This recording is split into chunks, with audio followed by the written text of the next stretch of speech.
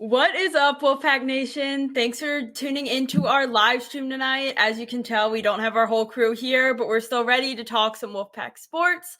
So you know the drill. Drop any questions, comments, concerns, thoughts down in our comments, and we will get to them. All right, first, let's get it out of the way, talk about it.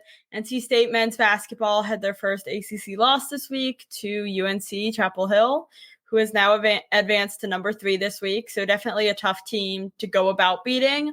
What were y'all's takeaways from that game? What do you think went wrong? What do you think needs to be improved upon if we want to beat UNC later in the season?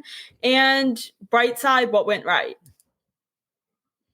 I guess the bright side is I made it home after an 8-hour drive. That was probably the only bright side. It was, I don't know. I felt like low energy from that game, man. Agreed. We couldn't make a shot in the ocean. So it was like, I don't even know like how to describe it. Michael, help me. Yeah. I mean, if we want to talk, positive takeaways, I mean, you can say the defense. I mean, defensively, you held UNC to 67. They're averaging over 80 a game. So that was pretty good, but obviously. Yeah, when we were talking about go ahead. Sorry. When we were talking about over-unders last week, I think we all kind of had this being a higher scoring game. The over-under had it being a high scoring game. So yeah, holding UNC to far less than their average amount of points is a positive. But it was a tough game to watch. It was close in the beginning. And then it looked like NC State didn't really develop throughout the game in ways that they have in other games, which was really frustrating to see. What did y'all see comparatively in the win at Louisville? Yeah, I'll be honest. Thanks to the CW, I wasn't able to watch that game since I'm a cord cutter. I did follow it online as much as I could. It was a game that shouldn't have been that difficult, but became difficult. Like, I don't know, like you're at 13, 14 points with like 2.5 minutes left and they get it down to 3. And I don't know, I don't know what wrong. I mean, obviously it sounded like they were pressing us and we were having a lot of turnovers. For sure. I mean, compared to our season average, we turned it over against Louisville more, but kind of the opposite. Made shots. We were hitting everything. Yeah. I mean, you gave up 80, but you almost hit 90 on the offensive end. Different pace game, right? Michael O'Connell played some more, which really the offense I think is a little more efficient when he's in there. And it helps when he's 3 of 3 from 3. He's not, you're not relying on him to be a 3-point shooter, but when you can get that from him on a night, that's you probably have a good result. Yeah, and it's funny, we were all praising DJ Horn for coming, or Coach Keatts for DJ Horn coming off the bench, and we later find out it's because he was late to a film session. So I don't know. Like, do you just have him come off the bench from now? I mean, it seemed like he was comfortable scoring what he scores, season high 27. Yeah, he looked good. Yeah, he did look good. And again, you have to stick to those rules. It's if you're late, and you shouldn't be able to start. But yeah, maybe he is more comfortable coming in off the bench. And it's funny, we almost saw an opposite problem of the UNC game. Again, you were saying in the UNC game, the defense was our positive, held UNC to way less than their season average points. But the defense became an issue in Louisville, again, up by like 14, got it down to 2, and pulled out a win of 6? Yeah. So definitely opposite issues there. Well, speaking of opposite, right? Like, you look at our shooting percentage, it was almost double from what we shot against Carolina. We shot 27% Carolina. We shot almost 53% against Louisville. Now, granted, level of competition, night and day, right? You're talking the number 3 team in the country versus a team that's not even 500. Right. Yeah. But road game. Andy says, we had a good bounce back at Louisville, or was it? Would you consider this a good bounce back from UNC? Do you think we're where we need to be going into tomorrow's game, or not so much?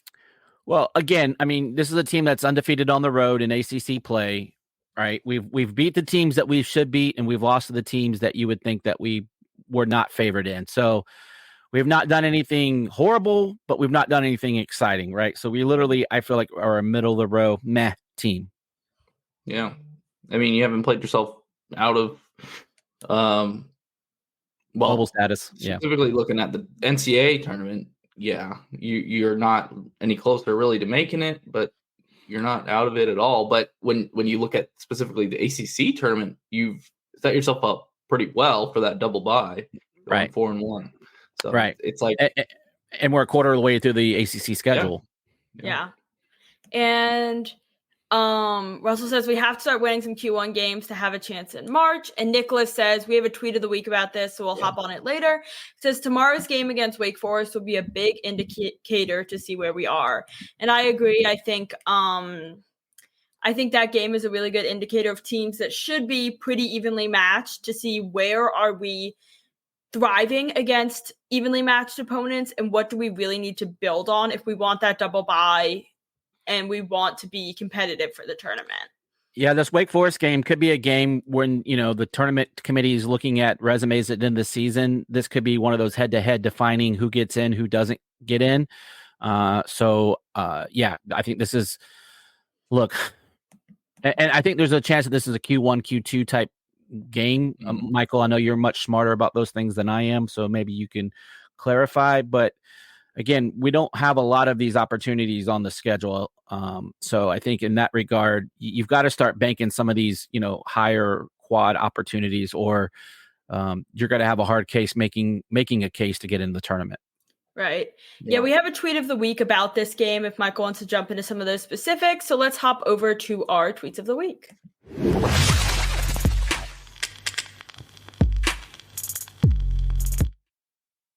All right, so our tweet says, big one in Raleigh on Tuesday, State hosting Wake, with both teams 4-1 in the ACC, both teams trying to stay in that competing for double bye territory. This is what we talked about, looking for that double bye and talking about how these somewhat evenly matched games really affect what we look at the end of the season. So what do you think State needs to focus on to pull out this win against Wake? And how do you think winning or losing this game affects them moving forward? Yeah, I mean, you're going to have to shoot well. This is not a game you're going to be able to win with just defense, because Wake's just outscoring everybody pretty much. They're putting up 80 plus, just like Carolina. But you're going to have to keep up with them. I think DJ Burns had a couple big games last year against Wake. Mm-hmm. They do have Wake has brought in a different center. Efton Reed from Gonzaga, so that'll be an interesting matchup because he pretty much dominated Wake both games last year. Right. So it's definitely, I think they'll probably try to go back to Burns early again. Last year Wake was not Steve Forbes pretty much did not want to double Burns at all. He just said, we'll let him beat us, which he ended up doing. But so with different personnel, I'll be interested to see what they do there. Yeah, this team, I mean, just feels like a Jekyll and Hyde team. Well, like you don't know what shooting version of the team you're gonna get. So I don't know. It's really hard for me to get up or get down with this team. It's just kind of what it is. And they definitely drive you crazy because you see glimpses of, oh, look at us shooting 52, 54% from the field. Look at us shooting 45% from 3-point land. And it's like, why can't you do that every game? So and I know it seems very simplistic in and of itself, but this team is an enigma for sure. Yeah, again, we're seeing this team have opposite issues every other game. They're shooting 50%, and then the next game they're shooting 25%. So what do you think Keatts needs to focus on, whether it be in practice, on those sidelines, whatever, to make this a team that will beat Wake? I think it's just running your offense, whatever that offense is. I think we've done a pretty good job for the most part this season on the defensive side. The one thing that you can always say about Kevin Keatts' teams is they come up and play hard. Though I thought we kind of gave up a little bit in that Carolina game the other night. We got it down to like 2 or 3, and then we kind of just fell apart. I think within like about a minute, they stretched it out. But I just think it's creating good shot opportunities, whether that's driving the ball to the basket. We've got some guys really struggling right now to get points and to find their game. So that's kind of the big thing is like, do you have 7, 8 guys that you really trust out there that can, show up and make baskets and get stops for you? And who do you guys think are those most significant offensive pieces? I mean, well, the ones that we need to play like it are Casey Morsell and Jaden Taylor right now. The last couple games, they have not been good. Yeah. Yeah. But, I mean, like DJ Horns and DJ Burns have been carrying the team here recently. Yeah. I think we kind of talked about this, when we did our season preview. It's who was going to be that guy or guys that were going to be able to replace Traquavion and Jarkel, right? Because we saw a lot of point production go out the door when those two left. And to this point, you really haven't seen that person that's quote unquote the reliable that will give that to you every game. You've seen glimpses where one guy, like Michael said, it would be DJ Burns, whether DJ Horn. You've seen a couple of games where, Jaden Taylor's had a couple of nice games here and there, but nothing consistent. And I think that's kind of what you're seeing in these shooting percentages that you see. And Michael, do you expect this to be a Q1 game? So it probably, well, it's hard to say. Right now, Wake's at 45. They have to get to 30 to be a Q1 game since this one is at home. I probably don't see Wake getting all the way up to 30 throughout the rest of the season. I mean, if they do, that's great. Because either way that helps us. But it should be solidly a Q2 game, which those are just a lot of importance on those two. For sure. And talking about those playmakers, HS says here, Casey Morsell is shooting 28% from the 3-point line. And shout out to Casey here, who had his 1,000th career point this past week. So very exciting news for him. A little bit of a brighter side here to talking about basketball. How have you guys seen Casey kind of evolve in his time at NC State? And what do you hope to see from him the rest of this year? Yeah, I mean, he's a competitor, so he's going to keep fighting through whatever he's got, whether, if his offensive game is not up to his snuff. I mean, he still gives you everything on the defensive end, and he's still, guarding their 1 or 2 best player on the defensive side of the ball. This is his last season, so you definitely want to see him go out and kind of just leave it out on the court and have his best season yet, because this is his last opportunity in college. Right. All right, and then switching gears a little bit to women's basketball. Women's basketball is back in the top 5 this week, coming in at number 4. For those of you who haven't been keeping up with the rankings as much, women's basketball spent 3 consecutive weeks at number 3 before falling to number 6 last week after a loss to then number 11 Virginia Tech. Beat Virginia in a pretty big win this past week and are now back at number 4. What do you guys think of this ranking? Is this deserved, underrated, overrated, and what do you hope to see from this team moving forward? I think Michael and I both think it's crap. Yeah. At least one spot, right? You're behind Colorado, who you have a 18-point victory over on a neutral court. Yeah, it is what it is. It doesn't really matter because it's just we're nitpicking. But here's the problem: like that game happened back in November, and so people would be like, "Well, that's how they're playing now," and teams are going in opposite directions. Blah blah blah blah. All of the justification, all the justification points for why they don't want to put State at number 3. Like I get it, Colorado plays in the Pac-12, which is a pretty good conference. It's probably the second best conference in women's college basketball, if you ask me. But I don't know, like 18-point neutral court win is pretty darn significant, and State's loss was a 1-point buzzer beater on the road with one of your top 5 scorers not in the lineup. First of all, I don't know how you dropped him as far as you dropped him with one loss on the road to a fringe top 10 team.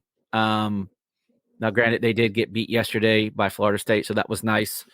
So we're now back tied for first in the league. Mm-hmm. But it's still a long season. Yeah. For sure. And what do you want to see from this team moving forward? And what do you think would, convince the committee that this is a top 3 team, a top 2 team, even a number 1 team? Yeah, I think you just go out and do what you keep doing. They're still in line for a 1 seed and hosting the first 2 rounds of the women's tournament. So that's really where you want to be come March. You want to put yourself in that conversation to where you're definitely, if you're a top 16 team, you're going to host two games in the tournament. So as long as you're on that top 4 seed line, but I have a feeling this team will be a 1 or a 2 seed come tournament time, and potentially be a 1 seed if they can go out and keep doing what they're doing and win the ACC again. Probably the toughest conference in all of women's basketball. Yeah. Yes. I think you got to get River Baldwin back healthy too. That'll be. Sure. I mean, I think that definitely kind of limits the ceiling a little bit there. But from all reports, it shouldn't be more than another couple weeks. So yeah, and we talked about it. Like we got a bye week in there, and then we got we're not playing the toughest part of our schedule right now. Yeah. So that's a good thing. I did feel kind of sorry for Virginia because they had to get the brunt of what happened to us at Virginia Tech, and we could have dropped 100 burger on them if we really wanted to. We played our second stringers for about half the fourth quarter, and we could have easily put 100 on them, and they wouldn't have. That game could have been 100-50 easily if we really wanted it to be. So it was a nice bounce back. It was kind of a long way of saying that. Yeah, Russell seems to agree with you here that there's a lot of really good teams in ACC women's basketball. Teams will beat up on each other. The winner of the league could have 3 losses. Yeah. Yet it was kind of crazy to drop so far after a singular loss. And then Andy says we could be moving up soon if we win at Miami. Colorado plays number 5 UCLA and then number 6 USC next. So like you said, Greg, we're not currently at the toughest part of our schedule, whereas Colorado might be. So that can definitely be a factor in which teams are moving up in the rankings and which are moving down. But yeah, being 4 seems a little unreasonable now. But I mean, being in the top 5 is being in the top 5. So shout out the women for a fantastic season so far. But I still think they're kind of getting robbed here. Well, and you have to, I don't want to talk too much crap about the AP, but a lot of these people aren't watching these games. Let's be real. Right. A lot of them aren't as invested. I've watched a few games that weren't NC State, and UConn's getting a lot of love right now because they're dealing with so many injuries and they're winning ball games, but they also play but they also play in one of the weakest conferences for women's basketball. But Yeah, I mean, at the end of the day, like Michael said, you want to get River back. You want to be playing your best ball in the end of February, beginning of March, and then you just want to go out and compete for an ACC title. Get that back because we had to give it up last year after 3 consecutive years. So let's get back what belongs to us. For sure. All right, and then NC State cheerleading are national champions. The cheerleading and dance national championships were this past weekend, and one of NC State's stunt teams won a national championship. So congratulations to them. Always exciting to see, sports that maybe don't get as much funding or that people aren't thinking as much about still going out there and succeeding and showing that that's what NC State is all about. So shout out this team. And I think I saw that we got first and third because it's a small group, so there's multiple teams from each school. So I think we got 2 out of 3 top. Yes. spots. Yeah, we sent separate stunt teams. These are teams of 4, 5, 6 people competing, doing stunts like you would see at a football game, a basketball game, things like that. So NC State had a stunt team that was first in the nation and third. So taking home 2 of the 3 top spots. So if you're not paying attention to cheerleading at athletic events, you should be. Yeah, there's been a lot of talk about maybe actually making cheerleading an actual sport for these competitions, and I would honestly love to see that because we've had Coach Hamill on the program before, and I mean this is a dynasty program. Every year, they're competing for national titles and top 10 finishes. So it's we're not just a football school; we're a cheerleading school too. So. Yeah, we're a school of many different things, which is what we try to talk about here on Tuffy Talk. And mentioning that here, NC State was a top 10 finisher in the Fall L Directors Cup standings for the 3rd straight year, coming in at number 19, which just highlights the variety of different sports and success that NC State athletics shows. So shout out to all of the fall athletes who are out there making this happen. And for all of our viewers, again, make sure you're keeping up with these different sports at NC State because it's not just football in the fall. There's all these different sports going on that are out there thriving. Yep, for sure. All right. And lots of football news this week. Okay, so here we have some Pac pros in the playoffs. I'm sure everybody's keeping up with playoff football. I saw somebody talking about it in the comments earlier. So there are some former Wolfpack players in the playoffs. Yeah, I got a problem with this tweet. All right, go. My man Derek Pitts isn't on here, man. He's active. He's on the active roster for the Bucks. Let's go. Get it together. Talk to NC State's graphics team, man. Yeah. I forgot. I meant to send him a message about this. They can take off. Who's that? Is that Murchison for the Rams? He's out. They lost. Out. So Yeah, but you had it was Lions versus Rams, so one of them was going to win that. Yeah. Let's see who all they have listed here. Let me zoom in on my computer. It says Aleem McNeil, Bradley Chubb, Joe Thuney, Laurel Murchison, and Zonovan Knight. Yeah, Zonovan's on injured reserve, and he gets some love. He's a little star next to his name, a little asterisk. Yeah, that's why. But I mean, my man Derek's active. He's on the active roster tonight. In fact, I was gonna put my Derek Pitts jersey on. In fact, the Bucks are up 3-0 right now over the Eagles. So. Somebody said Cowboys unfortunately embarrassed themselves. Yeah, I'm not a Cowboys fan, but that was a tough game to watch. That's because they don't have any state players on. Well, that's a narrative we're going to go with. Yeah, get some state players, and maybe you won't humiliate yourselves. All right, but congrats to those mentioned and not mentioned who are pros from the Pac. All right, and then we had a lot of different transfer news and things like that. This says NC State kicker Colin Smith has withdrawn from the transfer portal. He's handled kickoff duty for the past 2 seasons at NC State. What do you think might be the reason for this change of heart, and how do you feel about him coming back? I mean, go ahead, Michael. It's great you've got that experience coming back. And just gives you more options than one for your kicker. I think we had a sophomore kicker. I'm forgetting his name now. Benicet, something like that. Kanoa Benicet, I believe it was. But he was the only one. The other I think we have 2 walk-ons coming in as like freshmen, but yeah. So it just gives you another reliable leg. Yeah. My guess is probably just wanted to test the waters and didn't find anything better out there and decided to come back and welcome him back with open arms, and that's good. It's at the very least he's a reliable kickoff specialist, but he does have some field goal kicking under his belt. So if we don't bring someone else in, then he's definitely an option moving forward. Yeah, I think it's very easy to, forget about the value of a good kicker. And having ones under your belt, again, someone with that experience, someone who's not just limiting you to 1 or 2 kickers. So very excited to see him come back. I don't know if this is part of our One Pack Collective, kind of some Savage Wolves work out there. We're unclear on that yet. Yeah, could be. That's, NIL, like we've said, has played a big role in college sports now. And so that's what your money goes to support a lot of the times, is people that you admire and that you think are successful on your teams coming back. So exciting news there. All right. And then this is one of our own tweets. Yeah. A little self-promo here.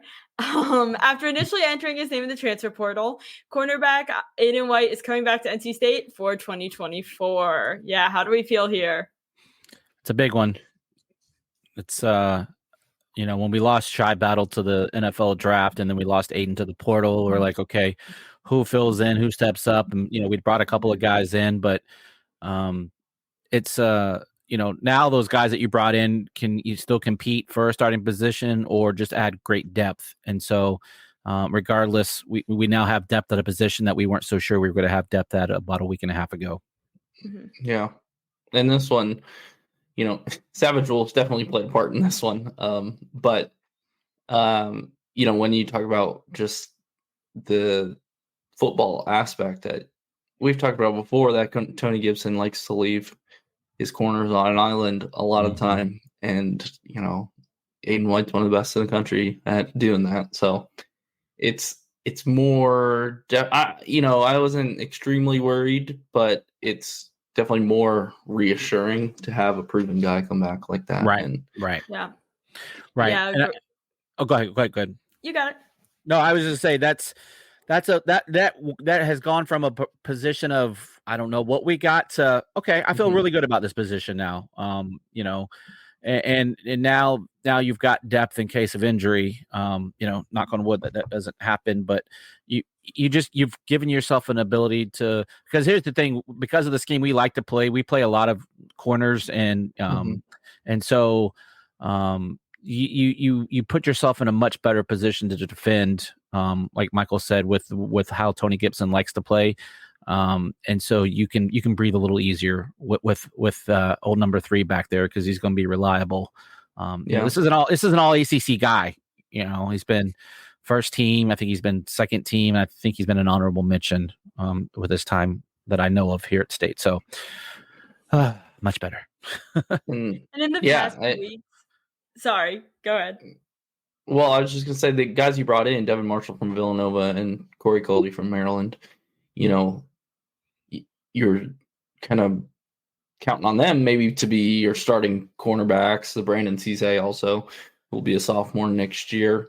And now you can have the 3 of them, compete for that other spot. And if you need to, move somebody to nickel, because, we're losing Robert Kennedy too. So that nickel position is still up for grabs. Yeah. So you can get your 3 best cover guys out there, with Aiden White back, and it's a huge advantage. Yeah, and it's something that I just thought of, like you kind of were alluding to. It's, you got a guy now that's been in the system for 4 or 5 years, and so he can help those younger guys along. That's just another coach on the field, someone that's been there, done that, knows the league really well. Because all those guys that you just mentioned, other than Brendan Cisse, are new to the team and new to the ACC. So it can really, really help that room just from a leadership standpoint. We've talked over the past few weeks how with, our recruits, our transfers, we're creating this environment where if you do have an injury, you have people there that you can trust and rely on in all these different positions. And also that these guys are going to all be making each other better as they all kind of have this friendly competition of who will be the starter in different positions. So seeing Aiden White come back, I think, creates a sense of relief and security in the cornerback position as well that we've already kind of seen get developed in other positions. So I'm super excited about this. It's that old additive, iron sharpens iron. Right. They're just gonna make each other that much better. And that depth is what separates the good teams from the great teams, right? It's football. Injuries are going to happen. Players are going to not play well. So when you can replace your starters with somebody, just as good or, 90% of the person in front of them, then that goes a long way. Yeah, you don't have a big drop off. Mm-hmm. Yeah. Definitely. Again, is what separates good teams from great teams, like you said. And that's what we were talking about a lot at the end of last season, is what separates State from being this good team to being this great team that gets national recognition. Talking about Savage Wolves having a huge part in this. We're shameless promo of Savage Wolves all the time. This is how you get that team that is great, is when you are contributing to, the team that you care about, and you're getting something in return too. Not only are you getting these players back, you're getting items, you're getting experiences. Yep. And Savage Wolves played a huge part in Aiden White coming back. So this is definitely something that you want to think about.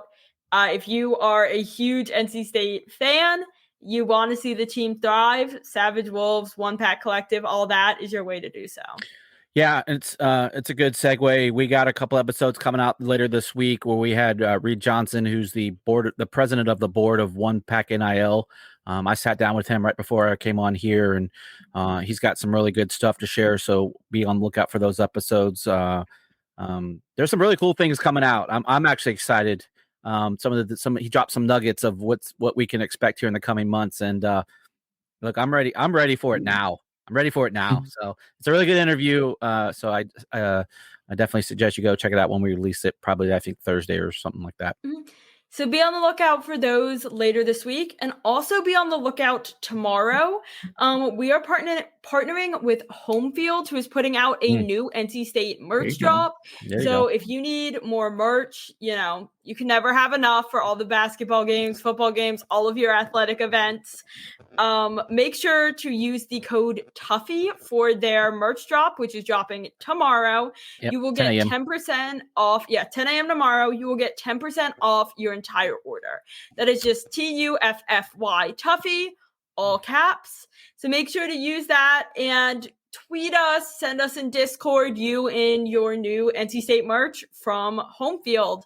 We also tweeted about this, so if you lose that code or anything, feel free to check out our Twitter. But tomorrow, 10 a.m., Homefield is dropping 5 new items of NC State merch. So be sure to be on the lookout. I believe 5 new items. They have other items too, but this is their new drop. But 10% off everything with the code Tuffy. So please go check them out and let us know if you get anything. I definitely will be getting 1 item, maybe 2. We'll see. But there's some good stuff in there. I like it. I like the stuff. Yeah, there's some good stuff. Make sure you go to their Twitter to check it out. They haven't revealed the pictures yet, but we got a little sneak peek, and I'm excited. Yeah. They're definitely going to get some of my money again. I've ordered a few times. I know Michael's got the varsity jacket. He was rocking that at the Carolina game. So, they've got some good stuff. So, yeah, go get it. Go buy their stuff. And now, even if they get more of your money, you're getting 10% off. There you go. With code Tuffy. All right, more football news. We had a lot going on in football this week. The NCAA approved NC State offensive line Dawson Hamarillo's waiver. He received a medical redshirt waiver and will be eligible this fall after missing the 2023 season. How do we feel about this? What are we most excited about here? That's big. He, like the tweet says, he can play all along the line. He's from Oregon. I believe he started at left tackle in 2022 for Oregon when they beat Ohio State in Columbus. So, he's played all along.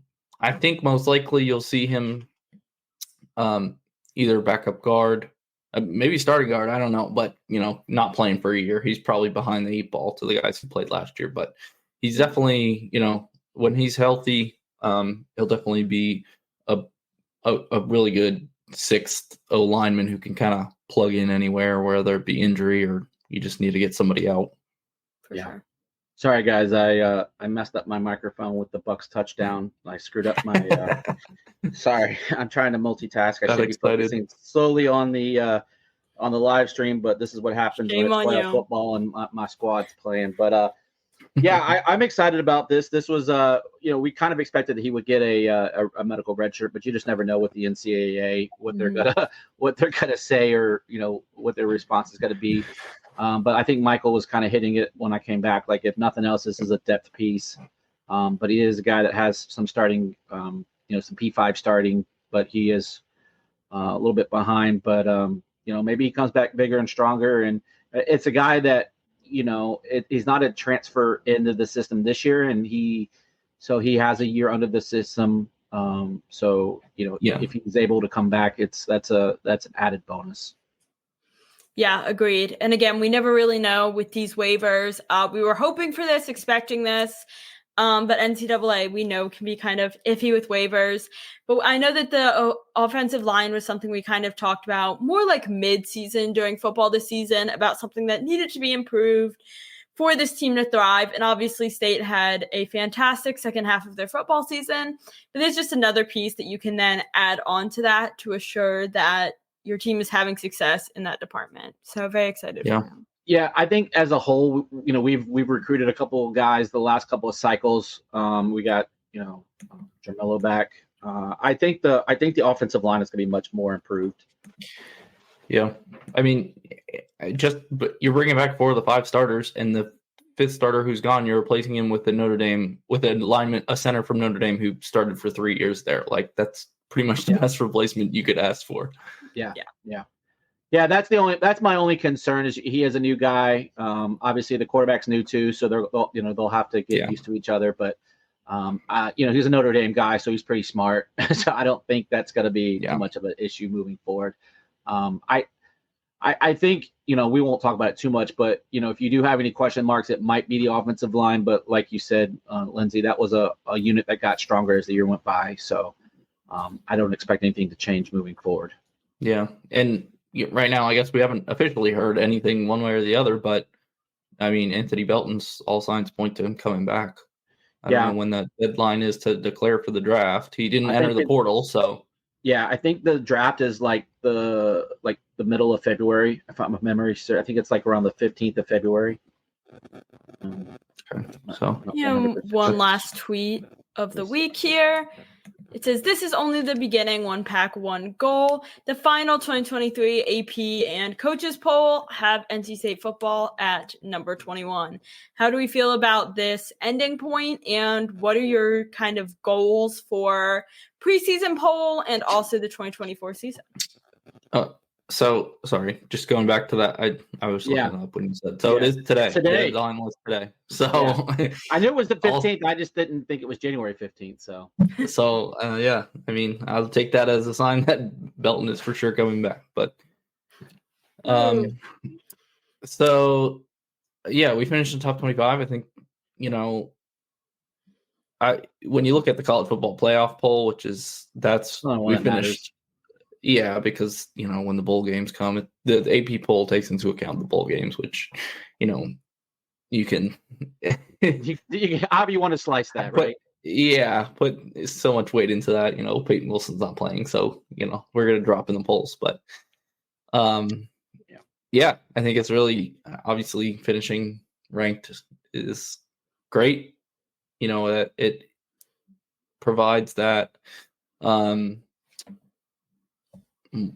that bump for next year when this is a 12-team playoff next year. So if you're gonna, the best way to be highly ranked is to start ranked. So any higher the better. Yeah, it's a much easier launching spot to be in the top 20 because you figure we'll probably be somewhere right where we finished. I would say anywhere from 17 to 21 is where I could expect the preseason ranking to be. And so you're in the conversation. If you're not going to win if you're not going to win the division or the conference, at least be in the top 12. though we saw what the committee thinks of the ACC. It still may be a one team league next year. Yeah. With it being the conference winner. So obviously your first goal is to win the conference. So that way there's no doubt about it. But at least put yourself in the conversation. Definitely. All right. And now we want to hear from you guys. We're going to hop on over to our Tuffy's mailbag. These are questions asked to us in our Discord, which if you're not a part of, please join. We have the link up on Twitter.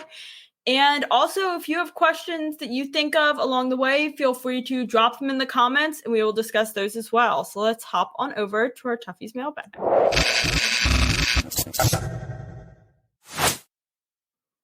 All right. Someone said, is Keatts in the Herb zone? What do we think? Go for it, Michael. That's a lot of layers to that one. I mean, he's definitely approaching it. I was going to say the same thing, approaching, because Herb was here 10 plus years, I believe. Yeah. 9, I think. Let me get that for reference. Keep going. Yeah, I mean, I think I have a different opinion than a lot of people. That, he's been here 7 years. It's tough to judge the first 5 of those when he's dealing with an investigation from the previous coach and, 2 years of COVID, which I know everybody had to deal with it, but that still doesn't make it normal. And then you had the bottom dropout in that 21-22 season. And since then, he's, changed up the staff. Transfer portal has been really good for Keatts. So Herb was here 10 years. So for reference, and this is year 7 of Keatts. Go ahead. I don't know. Like, I felt like let me just pull up some. I mean, that it was 96 to 2006. So my memory is not the best. Well, go ahead. You just need to see progress. I think that was the issue with Herb. You didn't really see progress after a couple of years. But if, when you compare it to Keatts, you went from dead last to making the NCAA tournament. You have to make it again this year. You probably got to win a game. But it's approaching. It's approaching it. It's like, we know what he can do, but So the reason where do you draw the line? I don't even know if he's even like Herb Sendek comparable at this point, right? And the reason I'm going to say that is Sendek went to 5 straight NCAA tournaments. Like, he hasn't even got. So it's like, to 2 straight, right? Yeah, it's like it's the same, but the thought process is the same. Yeah. It's just level of success is different. But, I mean, I think obviously Keatts hasn't played Carolina and Duke as much, but Sendek was 8-38 against those teams. I think Keatts is not too far from 500. I know it feels like almost every year we split with those guys. At least it feels that way. At least recently, I don't know. Without having a full resume. To your point, Michael, like he's made some adjustments. The cloud over, I mean, like you got to remember, like we were in for some really good recruits, and I think those guys got steered away from us due to the potential sanctions. So who knows, what would have happened if we didn't have that over our heads. I don't know, like. I really want the guy to succeed because, like, looking for a new coach sucks because it just sets your program even further. But at some point, you got to, Boo has to make that decision, and like this year, I mean, he went to the tournament last year. We weren't even a bubble team. Like, remember last year we thought we were a bubble team, but we really weren't a bubble team in the eyes of the committee. You're kind of locked in before. Yeah. We got destroyed by Clemson in the ACC tournament, and still we, wasn't even in the last 4 in. So yeah. Right. Yeah. Yeah. I hear a lot of fans, use the line that Keatts is a great recruiter, but not a great coach. Every year we say, oh, we have this guy, we're going to be different. We're going to be like that. I was really frustrated with him in the Louisville game when it felt like that was slipping away when we were up by 14 and they got it down to 2. and they put the camera on him and he's standing on the sidelines looking kind of clueless. He looked as though he didn't really have a strong direction for this team, which can be upsetting when you feel like you do have a team that has a lot of talent and potential. I think Keatts needs to be, not only making the goal to get into the tournament, but to make it past the first round, because fans get tired of seeing their team go to the tournament year after year and just exit in the first round. People want a team that they can count on, that they can rely on. And I think Keatts is a great recruiter. He has recruited a lot of talent, but I think a lot of times he lacks direction and kind of discipline with those teams and with those players. Yeah, I think the one, there's multiple arguments, or not arguments, but frustrations that the fan base has is, what is the identity of Kevin Keatts' teams, right? Because it doesn't feel like we have an identity. We don't see quote unquote offensive plays, right? That's another thing you hear. It's like everyone says it's like hero ball or ISO ball. Though, you did see some nice plays drawn up in that Notre Dame game at the end. So obviously we are running offense. It just doesn't feel like offense. Yeah. Go ahead, just,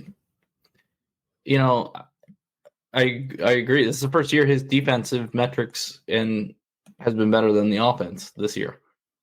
First time in his tenure, which is great because, you'd have to assume that Keatts will figure it out on the offensive end, because his average spot offensively is 20 spots higher than defense. So, if you can just get back to your average offensive team and keep the defense playing at a high level, the team can.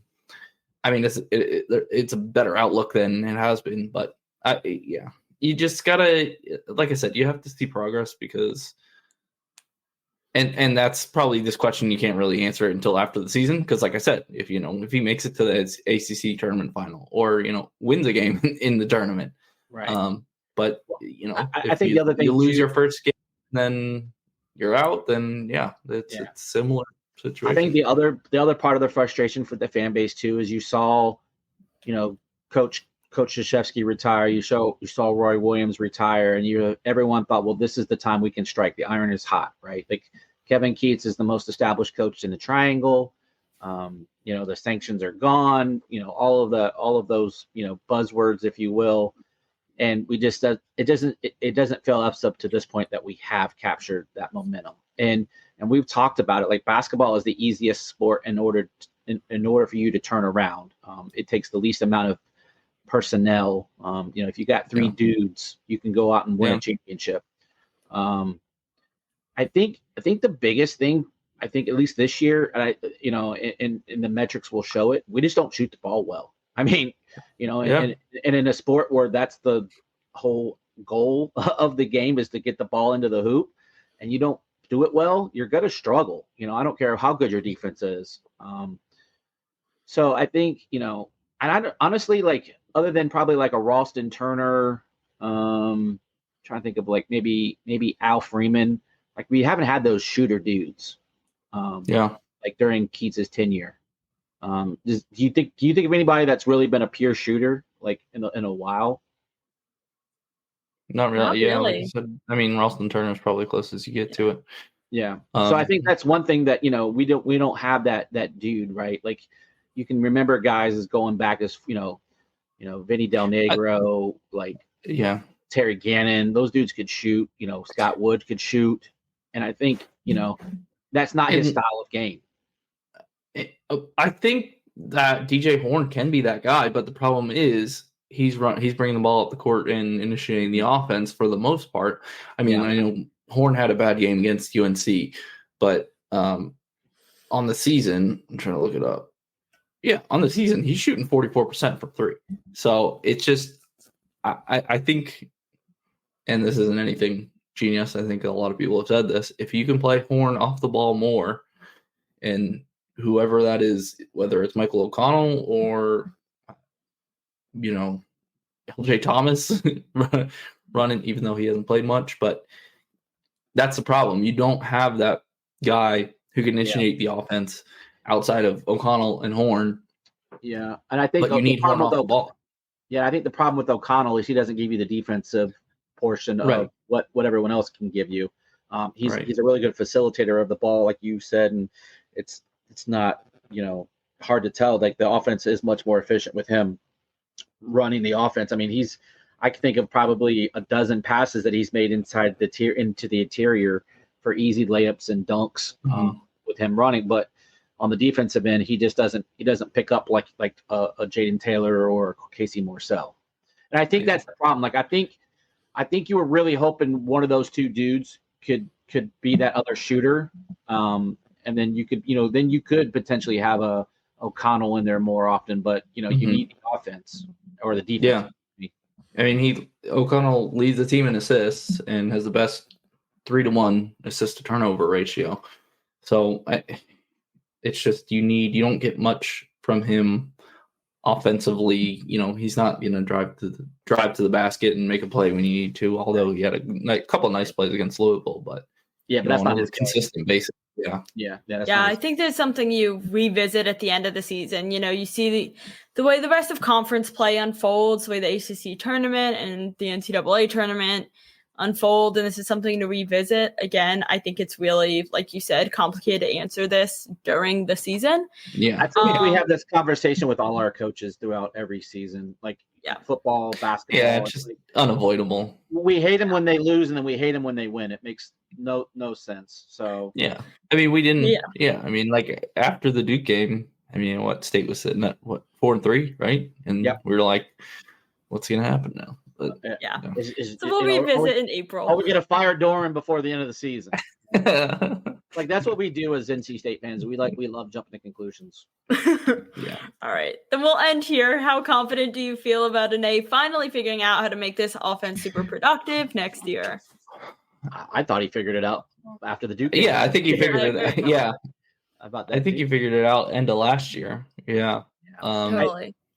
Well, here's the thing. Like Anaya came in during the bowl season, and he had to figure out what he had. He thought he had one thing, right, with Armstrong in the offense, and then when that didn't work, credit to both Anaya and Doran and everybody to say, okay, this isn't working. Let's flip to what we do well and let's just do the heck out of it. And now that Anaya's been in the system, he's got all these dudes, he's got a plethora of weapons. I think we're going to be just fine on the offensive side of the ball next year. Agreed. Yeah, I was feeling super comfortable at the end of the regular season. I think this was a question that we definitely could have debated after that Duke game, but now I feel super confident that he did figure it out. He did kind of make a home for himself at NC State, figure out the culture, the team players, things like that. And I think the transfers and recruits coming in are just going to build on that further. So I'm pretty confident. Yeah. And the thing with raising talent level, which we definitely did big time on the offensive side, is that you don't need to rely on the creativity as much. You can just get the ball to your playmakers and let them, like, a lot of the times that's what it was, like a little push pass to KC and he took it for 60 yards. Like that's not much scheming up there by an eye. He just said, okay, give it to our best guy. Yeah. When you have more options like that, hopefully that makes it easier for him. Yeah, we probably only ran like 5 different plays, but we just ran it from different looks, different sets. Right. But the principles were the same. So, we would, whether we put the guy in motion, where we moved, guys around. I think you're going to see a much more open playbook, and I think you're going to see a lot more vertical. Anai is from the Mike Leach coaching tree. So, those vertical principles are what he loves. And I think you're going to have that with a Grayson McCall and all the speed from the wide receivers. So I think you're going to see a very much different offense next year, assuming everything falls into place as they're thinking. Yeah, definitely looking forward to football next year. Greg, do you still have your countdown to how many days until we start? 228. But who's counting? Yeah, not me. Okay. All right. Thanks everybody for joining us as we talked in our live stream today. If you enjoyed this video, make sure to give it a thumbs up, subscribe, and follow us on all of our social media. As Greg said, we will have episodes coming out later this week about Savage Wolves and all of that. So be looking out for those. And also be looking out tomorrow at 10 a.m. We are partnering with Home Field. They have their new NC State merchandise line coming out. And if you use code Tuffy, that's just all capitals, TUFFY, you will get 10% off your whole order. 10% off. So go get yourself some new NC State merchandise. Look out for our videos later this week. Thank you so much for joining us. And as always, go Pack. Okay.